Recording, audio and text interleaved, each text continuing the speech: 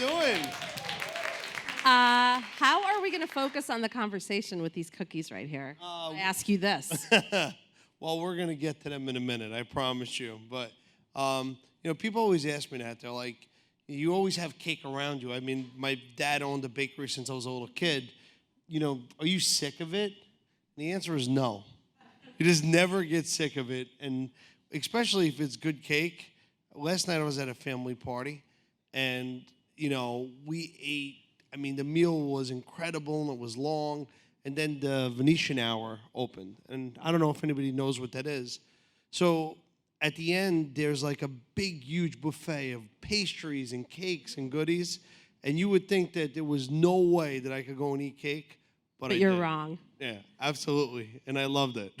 Have you ever met a cake? And by the way, this is the cake master. Like, you want a cake with Meryl Streep's face on it, winning her Oscars, this is the man that will make that cake for you. Have you ever met a cake that you couldn't actualize? Well, I've been doing it such a long time, and it's a matter of really believing in making the client happy, in a sense where, you have to push gravity to the limit. You have to push cake to the limit, and sometimes there has to be compromises in the mediums that you're using or in shapes or sizes, but there's never been a project where I've ever said, like, no, it's impossible, we can't do it. Now, what cake are you the most proud of that you've ever made? Definitely, we made a transformer cake. It was probably about, I'd say, 5 years ago, and the cake probably weighed about 2,000, 3,000 pounds. It was probably like 9 foot tall, 10 foot wide, and like 15 foot long. And it was just amazing. And I remember we worked on it probably for 3 days straight. And we finished the cake at 4 o'clock in the morning. I'll never forget it. And I stepped back and I looked at the cake, and honestly, I just cried. I really did. And I cried because I said, I wish my dad could have seen these type of cakes, because we couldn't have ever dreamed of making anything like this 10 years ago. So I've been lucky enough to be part of, and I guess in life with so many things, it's funny, you think about it, 20, 25 years ago, cell phones didn't even exist. No, it's crazy, right? Email, yeah. So when I think about it from a cake decorating standpoint, as long as I've been doing it, the mediums that have come over the last 20 years, it's pretty exciting. And seeing all that, the internet, seeing cell phones and all that stuff, it's pretty wild. Actually, let me ask you this. How has cake decorating evolved since you started doing it? Oh, I mean, years ago, we didn't even have fondant. It was something that's relatively new. Modeling chocolate, the tools, the molds, the stuff. I mean, back then, you had a piping bag and a knife, and that was it. And you had to figure out how to use buttercream and make it look good and smooth it out. It was actually harder because, if you put your finger in a cake that's buttercream, it actually goes through. If you touch fondant, you got to really poke to get it through, because it's like a shell, if you want to call it that, or I call it like sugar Play-Doh. It's probably a good analogy. But, we could have never done what we do to cakes if we didn't have those mediums and stuff like that. What was the first cake that you made where you really felt you crossed a boundary? Well, to be honest with you, when I was 17, unfortunately, my dad got diagnosed with stage 3 cancer. And I was a junior in high school, and my dad and me decided that I would drop out of school until he got some treatments and got better, and then I would go finish school. Unfortunately, he died 3 weeks later, and now I was in charge of this business. And at the time, the cakes that we made were delicious, but they were good for what the time was, but you had this whole wave of like artists who were making these cakes with fondant and stuff. And about 2 years later, I said, you know what, send me a bucket of fondant. I said, I'm going to teach myself. And I started to work hard and try to do it. And I would do a cake, it didn't come out right, I'd redo it. I'd rip off the icing, redo it.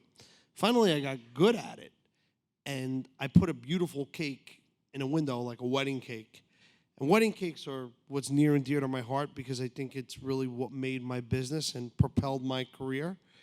And a girl walked by, and again, lucky to be in the Hoboken, New York area because a lot of the magazine industries live here. You know, they always have. And a girl walked by my window, and she goes, "Your cake is beautiful. I'd love to feature it in Modern Bride magazine." And I was like, wow, like a dream come true. And that was like the first, step. And then after that, I was in, probably 150 different publications over 10 years, which then when television started to want to see people bake, in competitions, they would look for the best bakers. So where would they look? Who was in the magazines? So it was kind of like that's how I would get the call, and I started doing television, and I started doing competitions. But I never really knew that I wanted to have my own show until about my third competition. And it was my third competition, and I lost, by the way. I should have won. I'm not bitter, but I'm just saying, if you get the tape, I should have won. I had the best cake. And I'm big enough to admit that. But I was mad. I was in the kitchen, and I was cleaning up, and I'm like, bada, bada, bada. And the camera guy who filmed me came over to me, and he goes, man, he goes, "You were great today." I said, "Yeah." I said, I should have won. My cake was the best. He goes, No, you. He goes, "You pop off camera." He says, "You need a television show." He says, "You're charismatic." He's like, "I'm telling you, you got what it takes." And then the entrepreneur side of me started saying, hey, maybe this guy's not crazy. Maybe he's right. And I started thinking about my life. And I was like, I do these cakes. I have this big, crazy family. And I said, I go to work every day and I laugh. Like, we play pranks on each other. Like, it's real. It's not fake. It's really, I just thought of my life and what we do and how we take things. And I said, this could be a show. And then, I went after it, and then boom, next thing you know was 2009, Cake Boss first aired. And now we're up almost 250 episodes. Amazing. It's aired in 220 countries all over the world, dubbed in 45 languages.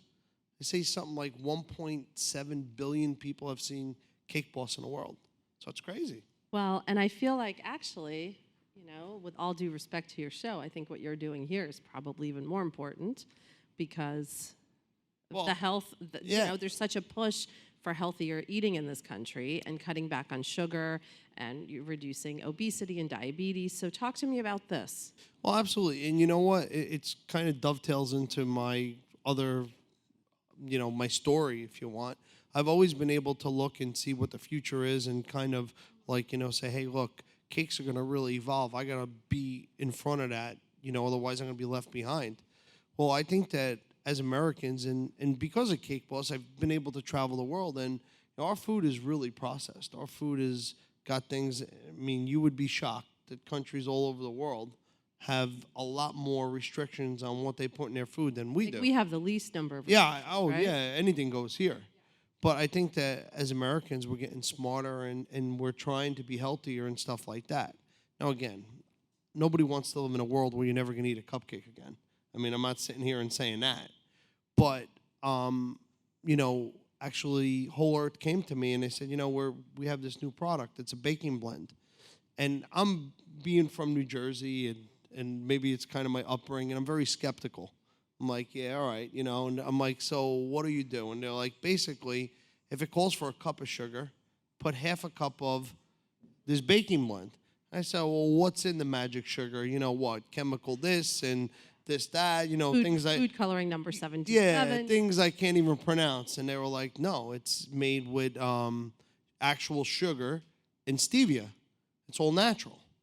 And I was like, are you sure? And I read the label, and I was like, okay. I said, well, yeah, I've tasted some of that stevia stuff. It sounds great, but it tastes like crap, You can curse. Real. Yeah, it tastes like shit, okay, like shit. And they were like, no, give it a shot. So I was like, all right, let me take it to back to the bakery, and I said, you know what? I'm gonna make a batch of chocolate chip cookies.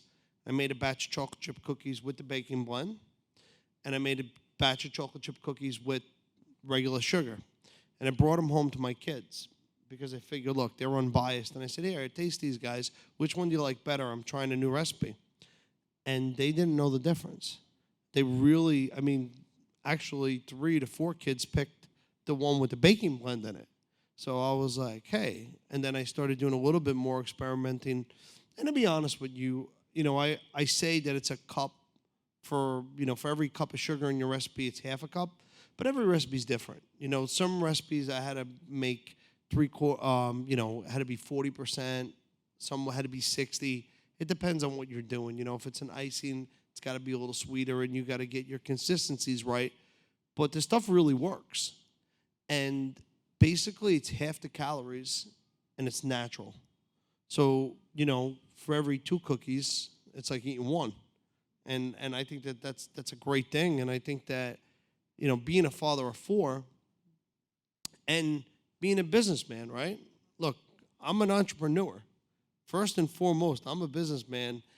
And I could tell you, if I would have told you 20 years ago that the internet was going to hurt retail, like retail stores, you would have probably told me I was crazy, right? Well, look what's happening. So I don't want to be hurt. I want to be leading the forefront on rethinking sweet, rethinking baking. And when you can put it in and it does work, why not? And also, as we were saying backstage, so many recipes call for such an abundance of sugar that, like when I bake with my kid, I cut the sugar in half and it's still crazy sweet. Yeah, no, 100%. So not only being able to lessen it from that standpoint, but taking it down even another half, or taking it down where it's half the calories, and it's not. The most important thing to me is that it's natural. Because if it wasn't natural, okay, yeah, it tastes great, but what is it really doing to you? And honestly, that's the scary thing. And the more I travel the world, I see it. We're actually way behind on what our regulations are for our food. They could put anything in our food. And you would think third world countries would be worse, but they're not. It's crazy. How aware are you when you're baking? I guess the ratio of sugar to everything else? Because your cakes also, I know, they look fantastic, but they also taste really good, which is pretty, well, that's pretty rare. I mean, generally speaking, they either look good or they taste good, but not both. Well, the thing is again, that was probably the reason why I went with the decorating, because I said, you know what, our cakes are kind of old world and they have that flavor of an old world bakery. If I can make them look like they out of this world, I said it's a recipe for success. But I think that even, look, just to be transparent and honest, I had to change some of my recipes, some of my dad's recipes, and not to his fault, I mean, years ago, they would give you different shortenings with, that are hydrogenated and bad stuff in there. And yeah, it would make the cake super moist and they would last longer and everything else. We had to do a clean sweep and be like, listen, all right, butter. You know what it is. It's butter. That's it. It's cut, it's dry, it's butter. It's not chemicals in it. It's not this, it's not that. So we've done our own initiatives at Carlo's Bakery to go back into our recipes, and whether they were mine, whether they were my dad's, whether they were 100 years old, and tried to make sure that we're using as clean of ingredients as possible. Like if we make cream, we use milk, we use sugar, we use vanilla bean, like a little bit of flour. That's it. Eggs. It's like just keeping it simple. And by doing that, I feel 100% better about the product that we put out. And I think that, to be fair to some of these people, I think that they just don't even know. I mean, I was just, this is the way we always made it. We didn't know 30 years ago when my dad got that shortening brought in, or it was like, oh, nobody knew it was bad or whatever. It was just another brand of shortening to him. And now we're making the initiative. And listen, I mean, the trans fat thing really kind of made us think about it and made us more aware and challenged us as bakers to, get rid of it. And not there's an argument to the trans fat, right? All right. So you might get rid of the trans fat, but it's double the saturated fat. So it's like pick your poison. So it's like, all right, you know what? It's going to be a little bit more expensive, but let's put butter in, and it's butter. It is what it is, and that's it. If I was to start baking one thing as a novice baker, what would you tell me to try? I mean, cookies are always a fun thing to do. And I started, and look, guilty is charged, okay? My kids and my wife, they're baking at home, and I know this is going to sound bad because I'm the cake boss, but my kids would open a Pillsbury sleeve and cut up the cookies and throw them on a pan. Hey, they're delicious. You eat a warm cookie, I mean, you can't beat them. But I really encouraged my wife and kids, and I showed them how easy it was to make chocolate chip cookies. I'm like, you have the ingredients here. It's butter, it's brown sugar, it's chocolate chips, it's a little baking soda, it's an egg, it's vanilla. I said, you have the ingredients here. And they feel that they're doing more. I mean, it doesn't take a lot more, but they feel like they're... Because you have to measure. Because you're measuring and stuff yeah. like that. There's nothing like baking from scratch. And, that's what the initiative that I'm trying to do more at home. And my kids love it. They really, really love it. And, yeah, I mean, this here was one of the ones, starting baking with the baking blend. And they love these cookies. Yeah, let's give it a shot. And it's time for our audience Q&A. And guess what, you guys? There's enough cookies for everyone. So come on now. Christmas, come early. I am not going Ask some to good be questions. cheap with the cookies here. Yeah, any questions? I'd love to answer them, sure. Hi, buddy. Thank you for being here. So what special advice would you give to a future, upcoming culinary artist that's trying to make an entrepreneur business like you did? Well, that's a great question. And, one of the things that I love most about my show is that when I travel the world, a lot of people tell me that we inspire them to want to bake. We inspire them to, want to go to culinary school. The truth of the matter is, I always tell people this. If you think you want to be a baker or you want to be a chef, the best thing you should do before you go to culinary school is go work at a bakery or a restaurant. And I'll tell you why. Because again, until you're in it and you see it and you're doing it for 6 months, even if you tell the guy, look, I'll work for free, I want to intern, you'll get a feel of what it's like and what the daily grind is. Because you could be like, hey, I like making cakes in my house, but then when you got to go do it 5, 6 days a week, 10, 12 hours a day, and you're working weekends, you're working holidays because that's your busy time, you're like, hey, this isn't as fun. And I see a lot of kids go to school first and waste their money. So I feel that if you go and test out the restaurant or the bakery, then as soon as you know that that's the career you want to do, then I think it's very important to go to school. And when you go to school, you should be looking for different things. If other people think that I'm going to go to culinary school and I'm going to come out and I'm going to be the cake boss. And the problem with that is, how come I'm good? Because I've done thousands and thousands of cakes. When I pick up a knife, I don't even think about it. It's just like the way you would walk. Well, that's the way I feel with a spatula or a piping bag in my hand, and that takes years. But what you don't learn at a bakery is the science of baking. They're not going to tell you the different protein levels in the flour and what they're going to do. They're not going to tell you what different leveling agents are, the chemical reaction, because baking is really a science. So when you go to school, you want to thirst for that. You want to thirst for that knowledge of really the science of baking, but your real experience is going to be going and making. You make these chocolate chip cookies every day for a year, you don't even think about it. It's just like, it's a reaction. And that's how you get good. But definitely test the waters, because it's not cheap to go to culinary school, and I'd rather see you know that that's what you want to do, because I see so many people who go and then they do another job. So, Next good luck. question, please. Yes, how do you do? My name is Majik. And, buddy, I'd like to ask you a question regarding, as you developed and expanded your business, what obstacles did you overcome, and what would you advise to new startups? There's so many. I mean, I don't Pick know. the top three. I don't know where to begin. But,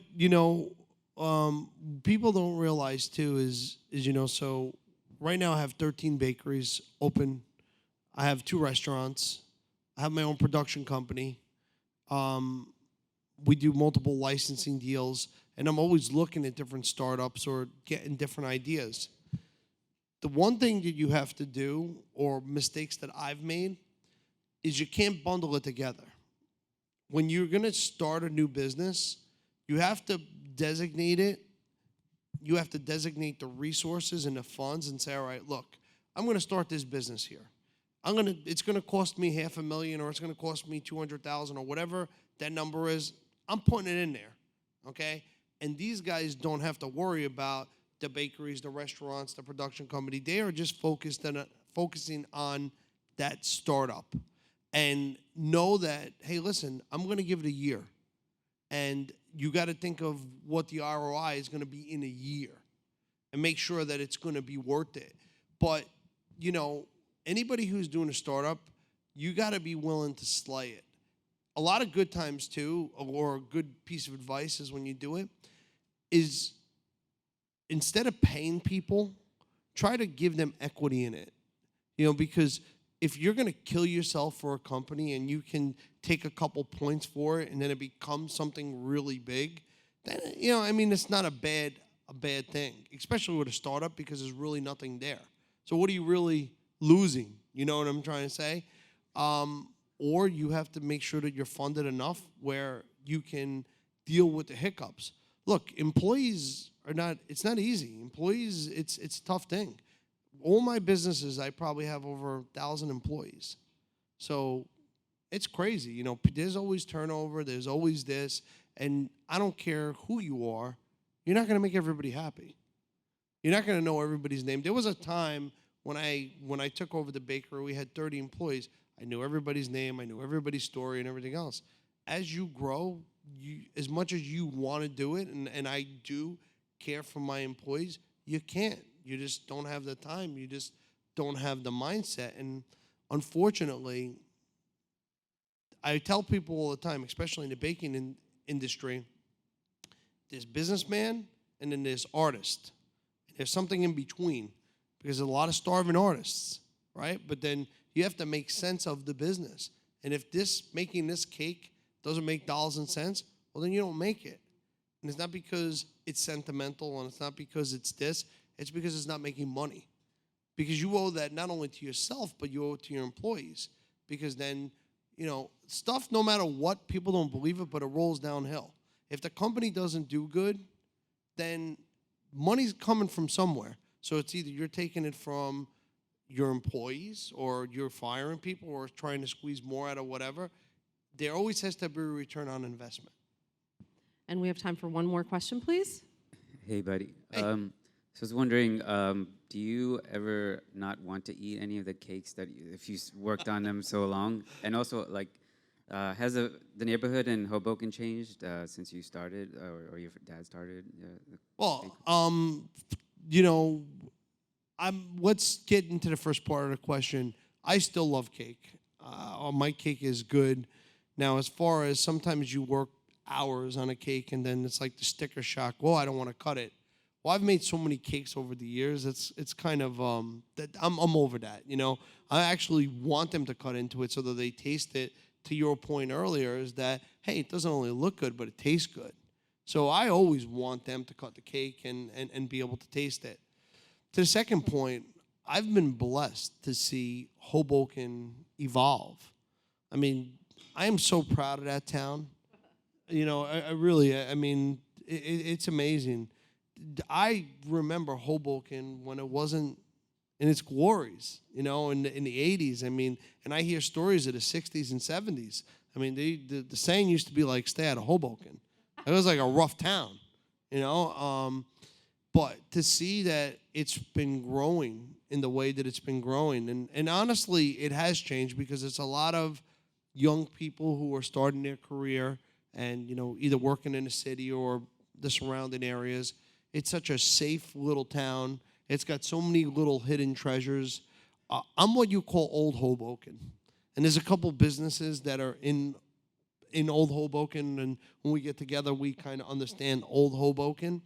But you know, and I've gotten heat because, you know, of having lines and you know, and we've gotten backlash from the residents. But one of the things that we do at the store is if you show your Hoboken ID, we let you right in. We always take care of our Hoboken residents. And one of the other things that people don't realize is I want people to know what a great part of the world we live in. And the fact that I always show Hoboken in a positive light. We've done countless fundraisers for After Sandy and different things. And trying and letting people in 220 countries know where Hoboken, New Jersey is, I feel like I'm really doing my part because it's from the heart, and I'm proud to be from Hoboken and be a Hobokenite. So, Jersey strong, baby. you know it. So that's what we do. And tell us when we can buy the products. Yeah, you could go to wholeearthsweetener.com, and it'll show you all the different. It's got like a store finder where you could buy it. The baking blend is what I was talking about, and it's got sugar and stevia in it, but nothing else. So it's all natural. So give it a shot. And if you go on there, actually, I have a bunch of different recipes that I did that you could try out and bake at home with your kids and stuff like that. I think it's a lot of fun. You know, so it's been an awesome campaign, and we're excited about the future. Well, thank you so much for being here, buddy. Thank you. Pleasure.